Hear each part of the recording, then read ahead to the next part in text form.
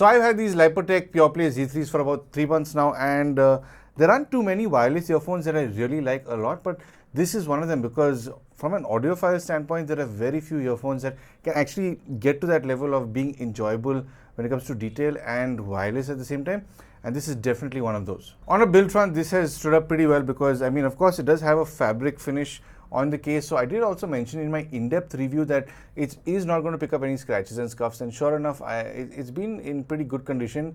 The only thing that I may have noticed over all this time is thanks to the fabric texture, if you live in a dusty place, it can pick up a lot of dust within the fabric. So I normally take my soft brush that I use to clean certain things and I sort of just wipe it off, but it does hold a certain amount of dust, which is something to keep in mind. But apart from that, it has held up pretty well. It's not really aged very much over the last 3 months. It is holding pretty true to how it looked like when it was new. The earphones as well are also in pretty good condition. I mean, they pretty much sit in my ear when I am listening to these, but otherwise I do put them onto my desk when I'm not listening to them, or this go in the case. So there's no real wear and tear on this. But one thing that I do like with these is the foam ear tips in particular. The foam ear tips are quite comfortable. In fact, when you sort of pop these into your ear, you can hear the foam sort of expanding because it's compressed when you push it in, and then it sort of expands to your ear canal size. So I definitely prefer the foam ear tips to any silicone ear tips in general. The one gripe I do have with those foam ear tips is that whenever I do wear them, if my ears do have some dried wax, those really cling onto it. So cleaning these foam ear tips thankfully is fairly easy because you can just pop it off the earphone and just run it under some running water and just sort of rub it. So it clears up pretty fast, but you do have to make sure that you let it dry out before putting it back onto the earphones as well as the case. When it comes to these earphones features, well, it's pretty straightforward. All your tactile buttons are on the earphone itself, and I do like the fact that it's got tactile buttons because some touch controls, you know, when you're handling earphones and taking them off and on, it fiddles with your media. So having a tactile button is, well, it's my preference over touch. But now the weird thing about this is that when I did get these earphones for review initially, there was an app available for this. In fact, I did go into the app. I did go and check out, I think, softwares, and you could play around with the tuning of these earphones. But then literally the next day when I said, okay, I'm going to sit down and write my script, the app was acting faulty. It wasn't letting me go in, so I deleted it and reinstalled it, but it just didn't let me go into it at all. So I did find out later that they had removed any kind of app support, so it wasn't possible to use this with an app in particular. Now, I'm not quite certain about this just yet, but there has been some talk about them reviving the app. I think it was a bit buggy, so I think they've taken some time to sort of rectify and fix this. But as of now, I don't think the app is live or it is operational right now. But you can use these earphones without the app fairly easily. Now, you don't get any active noise cancelling on these earphones, but they do have very good passive isolation thanks to those ear tips. Those foam ear tips do really help keep the noise out, and I'm pretty sure they don't let a lot of noise leak outward as well. So those foam ear tips are pretty good, and also once it sits securely in your ear and it makes that seal with the foam ear tip, I mean, I haven't found myself missing active noise cancelling with these, and a lot of people in fact don't like active noise cancelling. So if you're one of them, this is a good set to consider, especially if you don't like ANC. Now, this is normally the part where I talk about its call quality, and I'm not going to talk about its call quality and give you a call demo purely because I noticed that this is one of the videos where I don't have a spike in the call quality. Every other earphones, set of earphones that I reviewed does have that spike. This, on the other hand, I think a lot of audiophiles are looking for this, and primarily for the sound more than the call quality. So if you do want to know how this performs on a call quality front, I will leave my in-depth review down below. It's pretty much going to be the same because there's not been any software update since this doesn't have any app support. So if you do want to see how your voice would carry over to your recipient, check out the link in the description below because I do have the call quality demo in that video. Moving on to a sound front, well, when it comes to this being for audiophiles, I definitely see why it is for audiophiles. The detail recovery on this is absolutely sensational for a set of wireless earphones. Now, I listened to a whole lot of wireless earphones for review, and honestly, this really does cut through, that cloth of being very different. It's not like the typical mass market stuff. It is very well detailed. It's not big and bloated in the bass. Its highs are not aggressive. It's not tuned to. It's not trying to impress you. It's very comfortable in its own skin.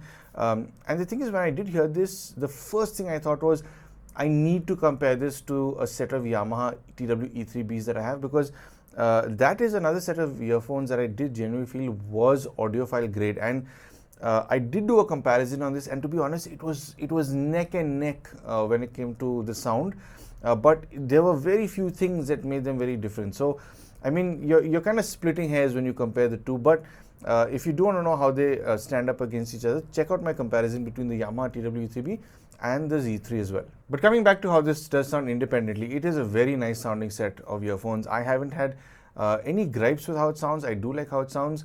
But to be very honest, the only gripe I really do have is the fact that they've removed the app support, because I remember when I first got it and I tried, there was one specific setting that Lypertek had in it.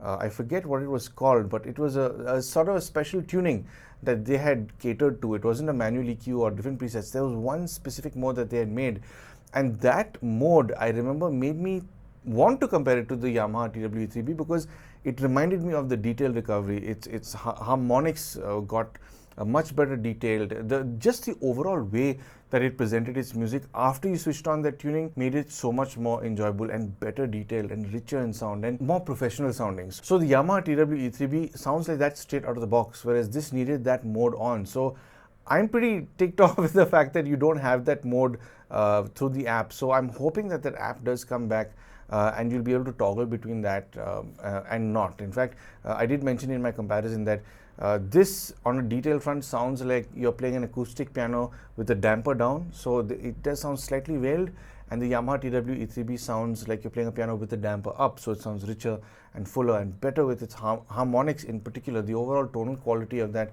is richer. So I do hope that they figure out this app issue that they've had and they do bring it back, because that is genuinely something that I think audiophiles will prefer a bit better, because it definitely gets richer in sound. It's not like you put on a bass mode and it just gets bigger. No, it gets richer in its overall presentation and clarity, and I have found myself missing that mode in particular. So overall, on a sound front, I would highly still recommend these, because these are genuinely very nice sounding. It's not big and bloated in the bass. Mids are nice and smooth and mellow. Highs also well delivered without being aggressive. It's a nice sounding set of earphones. I myself haven't had any issues with it, but I have seen a few comments from people who say that they have had battery issues with these, where they do pack up a little prematurely or the battery life degrades. But I think the people who have left these comments are also folk who are referring to the previous generation of this. This is the newer generation. This is Gen 2, if I'm not mistaken.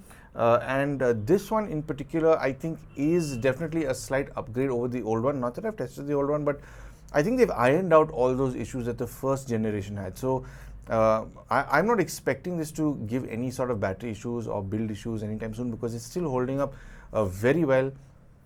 And more than anything else, honestly, this is more than just features and build. This is about the sound. This is catered towards the portable audiophile who doesn't want to carry his IEMs and portable music player. This is catered to the guy who wants to carry his phone and have good sound. And also, I mean, this does support the aptX codec, so you're getting a much higher bitrate than you would with SBC and AAC, which most other earphones do have. So again, it's catered toward the audiophile. If you are into this kind of stuff, it does make sense to go for a set of earphones like this.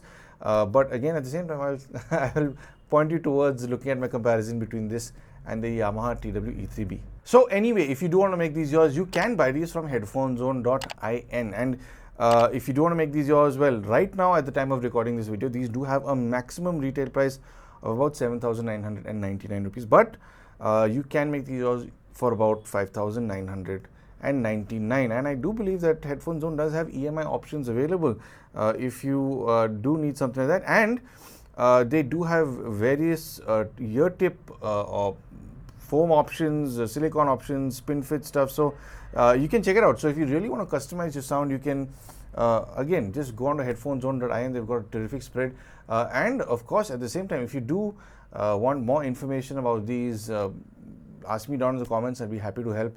And at the same time, you can also connect with the guys at headphonezone.in. They're very sweet folk. They'd be happy to help you and point you in the right direction as well. So there you have it. I hope you found this video helpful and informative, and I do hope that I've helped you make some sort of purchase decision. If you would like to help support the channel, I'm sure you know exactly how to. But of course, thank you for tuning in to Paul's POV for some sound advice.